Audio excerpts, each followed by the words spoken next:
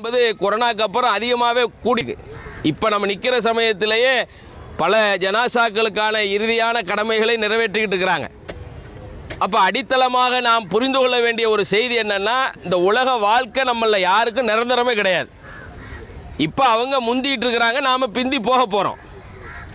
ஆனால் நம்மள மனநிலைகளில் நம்மள்கிட்ட இருக்கிற யதார்த்த உணர்வுகள் எதாக இருக்குன்னா, இன்னும் நீண்ட நெடுங்காலம் இருக்க போகிறோம். ரசூல் ஸல்லல்லாஹு அலைஹி வஸல்லம் அதனால தான் ஒரு கட்டத்தை போட்டுட்டு அந்த கட்டத்துக்குள்ளே சில கோடுகளை கிழித்து அந்த கோடுகளின் வழியாகவே வாழ்வியல் புரிதலை உருவாக்குனாங்க. ஒரு கோடு பார்த்தா நீண்ட நெடிய விதத்தில் அவங்க போட்ட அந்த கட்டத்திலிருந்து வெளியேறுகிறது. சிறு சிறு கோடுகள் எல்லாம் வேற போட்டு காட்டுறாங்க. அப்போ நபிகள் நாயகம் ஸல்லல்லாஹு அலைஹி வஸல்லம் சொல்கிறாங்க, ஒரு மனிதனுடைய வாழ்க்கையில் சோதனைகள் வரும். அதெல்லாம் இந்த கோடுகள்.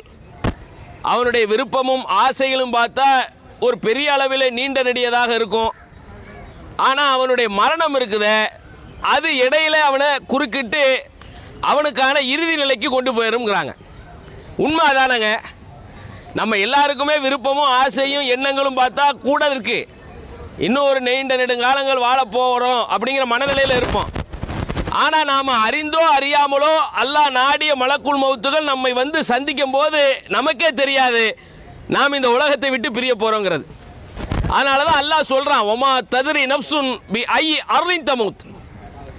எந்த ஒரு ஆத்மாவாக இந்த உலகத்தில் இருந்தாலும் சரி, அது மனுஷன்னு மட்டும் கிடையாது, காக்கா குருவி இன்ன பிற அடிப்படையில் ஊர்வன பரப்பன எந்த உயிராக இருக்கட்டும், அவைகளுக்கே தெரியாது நாம் எப்போ மரணிப்போம் எங்கே மரணிப்போம் என்பது அப்படின்றது அல்லாஹ்வுடைய வார்த்தை. படைத்த ரப்பாகிய என்னை தவிர இந்த உலகத்தில் வேறு யாருக்கும் தெரியாது.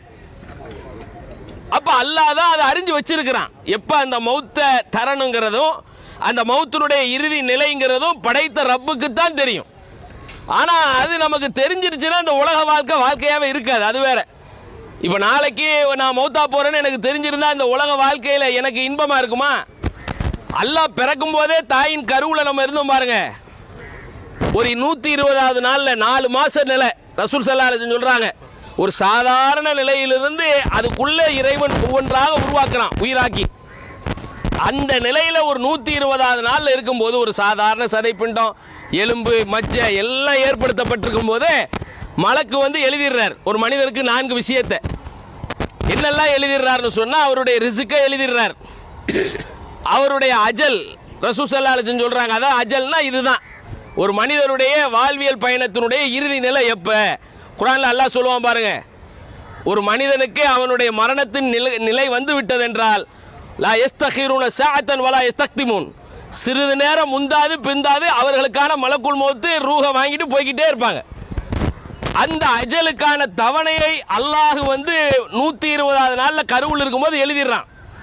ஒரு மனிதனுடைய அமலை எழுதிடுறான். ஒரு மனிதர் நட்பெயர் உடையவரா தீய பெயர் உடையவரா, சொர்க்கத்துக்கு போகிறாரா நரகத்துக்கு போகிறாரா, எல்லாம் விதி எழுதப்பட்ட தக்தீர். நாம் இங்கிருந்து வீட்டுக்கு போகணும்னு எழுதப்பட்டிருந்தாதான் வீட்டுக்கு போய் சேருவோம். நீங்கள் ஒரு உணவை உண்ண வேண்டுமானாலும் அல்லாஹ் எழுதாத ஒன்று இந்த உலகத்தில் நடந்தேறாது. ல யுஸீபனா இல்லாமா கத்தபல்லாஹு லனாங்கிற அந்த இறைமறை வேதத்தின் அர்த்தம் அதுதான். அல்லாஹ் நாடுறது நடக்குது. ஆனால் நம்ம என்ன ஒரு புரிதல் பெறணும்னா, ஆழமா அழுத்தமா இங்கே நாம் வரப்போகிறோம், இதுதான் நிரந்தரம். ஒவ்வொரு மனிதனுடைய வாழ்விலும் சேர்த்த செல்வங்களோ கட்டிய மனைவியோ பிள்ளைகளோ எதுவும் உடன் வரப்போவதே இல்லை.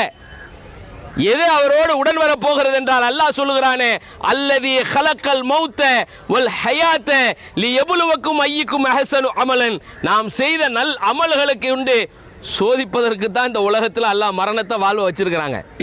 இப்போ நாம் இங்கிருந்து போவோம், பிள்ளையாக இருந்தாலும் வந்துடுவார், கூட உடன் பிறந்தவர்களாக இருந்தாலும் வந்துடுவாங்க, மனைவியாக இருந்தால் வீட்டு வாசல் வரைக்கும் வந்திருப்பாங்க, அதோடு அவர்களும் விடை பெற்றுருவாங்க. அவர்கள் சேர்த்த செல்வம் பயன் தர போவதும் இல்லை. ரசூலுல்லாஹ் சொல்கிறாங்க, நல்ல அமல்கள் சார்ந்த விஷயங்கள் அங்கே பயன் தர போகிறது. இப்போ அவர்களுக்கு அதுதான் எபுக்கா அமலுங்கிறாங்க. அவர்கள் சேர்த்த நல் அமல்கள், அந்த நல் அமல்கள் 3 வகையில் பின்தொடரும். ஒன்று சதக்கத்துன் ஜாரியாவாக இருந்தால் பின்தொடரும். இரண்டாவது இல்முன் இன்தஃபு பிஹிங்கிறாங்க, பயனுள்ள கல்வியாக அமைந்திருந்தால் பின்தொடரும். மூன்றாவது சாலிஹான பிள்ளைகள் வழியாக கேட்கப்படுற துவா. நம்ம சொல்ல விரும்புகிறது அதான். ரசூல் ஸல்லல்லாஹு அலைஹி வஸல்லம் மௌத்தா போனவங்களுக்கு நன்மை சேர்க்கறதுக்கு சொன்ன காரியங்களில் இன்றியமையாதது ஒன்று என்ன தெரியுங்களா?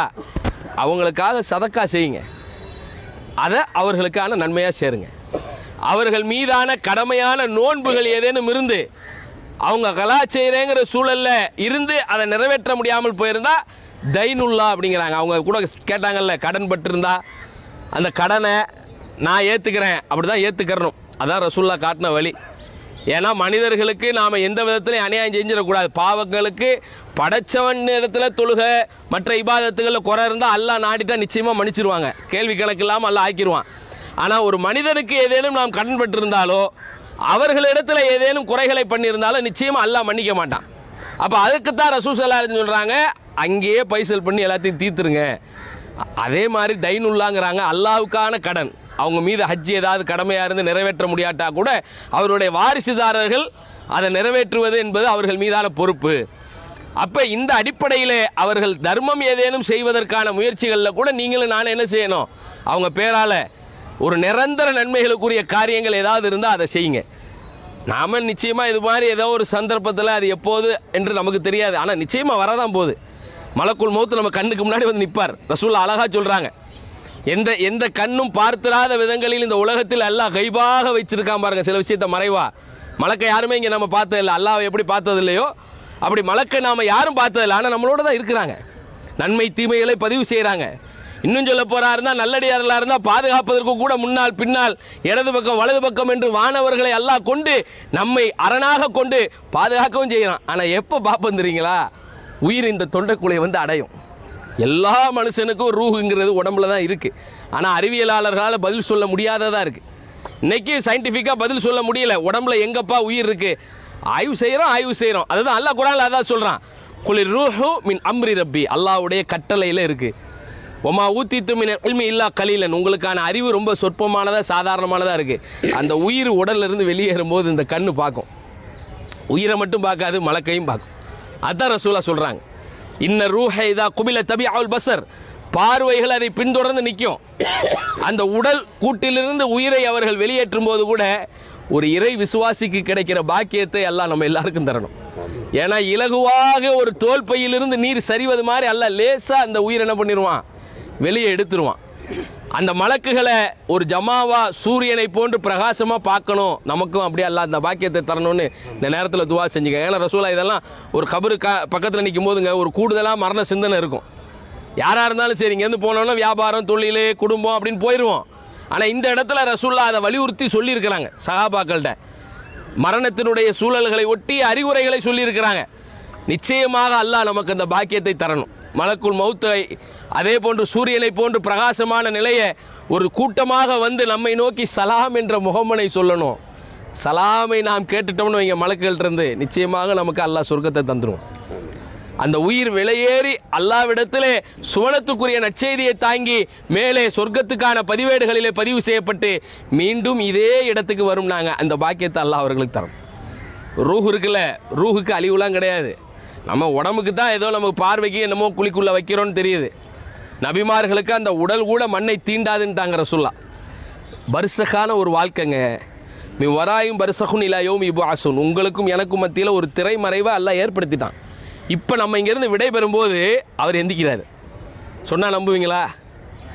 நீங்களும் நானும் இங்கேருந்து நமக்கு தான் தெரியுது ஏதோ பிரிஞ்சு போகிறோம்னு, ஆனால் அவருக்கு அங்கே அல்லாஹ் காட்டுவான், இவங்கெல்லாம் போயிடுவாங்க, எல்லாம் விடைபெற போகிறாங்க, காலடி எட்டையெல்லாம் கேட்க செஞ்சு மலக்கு அங்கே வந்து நிற்பாங்க. இப்போ முன்கர் நக்கீர் என்ற நீல நிற கண்களுடைய, அதுதான் ரசூலா சொன்னாங்க, கபருக்கிட்ட வந்துட்டு விலகி போகிறதுக்கு முன்னாடி என்ன செஞ்சுக்கிடுங்க, உங்களுடைய தோழருக்காக நீங்கள் உறுதியாக பதில் சொல்லணுங்கிற அந்த கேள்விகள் இருக்குது. இப்போ அவங்கள்ட்ட என்ன பண்ணுவாங்கன்னா, மலக்கு வந்து மண் ரப்புக்க, உங்கள் ரப்பு யாருங்கிற கேள்வியை வைப்பாங்க. ஒமா தீனுக்க, உங்கள் மார்க்கம் என்னங்கிற கேள்வியை வைப்பாங்க. ஒமன் நபியுக்க, உங்கள் நபி யாருங்கிற கேள்வியை வைப்பாங்க. இதைத்தான் தலைமாட்டில் உட்காந்து சொல்லியெல்லாம் கொடுப்பாங்க. தல்கின்னு சொல்லி தலைமாட்டுகளில் உட்காந்து சில அசரத்துகளை கூப்பிட்டு இமாம்களை வைத்து சொல்லியெல்லாம் கொடுப்பாங்க. ஆனால் நாம் அல்லாட்ட கேட்கணும். அவருக்கு அல்லாஹ் அந்த உறுதியை தந்துட்டா போதுங்க. நீங்களும் நான் நினைக்கிற மாதிரி இல்லைங்க. 70க்கு 70 மூலம் இப்போ அந்த கபர் விசாலமாயிரும். சும்மையும் நவ்விரளவு ஃபீஹி, சொர்க்கத்திலிருந்து அல்லாஹ் 100 கொண்டு வருவான், நறுமண கமிழ செய்வான். நிச்சயமாக அவர்களுக்கு சுவனத்துக்குரிய நற்செய்திகளை தாங்கி நிற்கும். அவரே ஆசைப்படுவார், நான் என் வீட்டுகிட்டெல்லாம் போய் சொல்லிட்டு வந்துடுறேனே, சொர்க்கவாதிக்கு கிடைக்கிற பாக்கியம். என் குடும்பம்லாம் அழுவுது, என்னுடைய உறவுகள்லாம் என்னை இழந்து விட்டு தவிக்கிறாங்க, நான் போய் அவர்களிடத்துல சொல்லிவிட்டு வரலாமா? இல்லை இல்லை, அதுக்கான அனுமதி கிடையாது. நீங்கள் உறங்குங்க. ஒரு நிம்மதியான உறக்கத்தை, சுவனத்துக்கு உண்டான நற்செய்தி அல்லாஹ் அவர்களுக்கு தரணுங்கிறதுக்கு தான் நம்ம இங்கே நிற்கிறோம். அதுதான் நம்ம மீதான கடமை. தொழுகை கூட இந்த ஜனாசா தொழுகைங்கிறதே ஒரு துவா தான், பிரார்த்தனை தான். இங்கேயும் தயவு கூர்ந்து வந்தோம் சென்றோம் என்று இல்லாமல் அவர்களுக்காக நாம் துவா செய்து நாமும் இதே இடத்துக்குத்தான் வரப்போகிறோம் என்பதை பறைசாற்றி பிறருக்கு நாம் மறைவாக செய்கிற துவா மலக்குகள் நமக்காக செய்கிற துவா என்பதை உள்ளார்ந்து உணர்ந்துக்குங்க. நீங்கள் அவங்களுக்கு கேட்குற ஒவ்வொன்றும் உங்களுக்கும் ஆமீனாகும். எனவே தயவு கூர்ந்து இங்கிருந்து காலடிகள் நகர்வதற்கு முன்னால் சிறிது நேரம் அல்லாஹ்விடத்தில் அவர்களுக்காக இந்த மன்னரை வாழ்வை எல்லாம் விசாலமாக்கட்டும், அதிலே ஒளிகளை ஏற்றட்டும், சுவனவாதிக்குண்டான நற்செய்திகளை அவர்களுக்கு தரட்டும், அவர்களுடைய இழப்பை தாங்கிக் கொள்கிற மன வலிமையையும் சபரன் ஜமீலா என்ற ஒரு அழகிய பொறுமையையும் அவர்களது குடும்பத்தாருக்கு தரட்டும். இத்துன்பத்துக்கான கூலியையும் தந்து அல்லாஹு மஹ்ஜுருனி ஃபி முஸீபத்தி வஹ்லிஃப்லி ஹைரன் மின்ஹா, இதைவிட சிறந்த பகரத்தையும் அல்லாஹ் அவர்களுக்கு ஏற்படுத்தட்டும்ங்கிற ஒரு பிரார்த்தனையை இந்த நேரத்தில் ஆழமாக அழுத்தமாக நாம் செய்துவிட்டு விடைபெறுவோம். வாஹிர் தஅவானா அனில் ஹம்துலில்லாஹி ரபில் ஆலமீன். அஸ்ஸலாமு அலைக்கும் வரஹ்மத்துல்லாஹி வபரகாத்துஹு. வீட்டில் உணவு வச்சுருக்கோம்.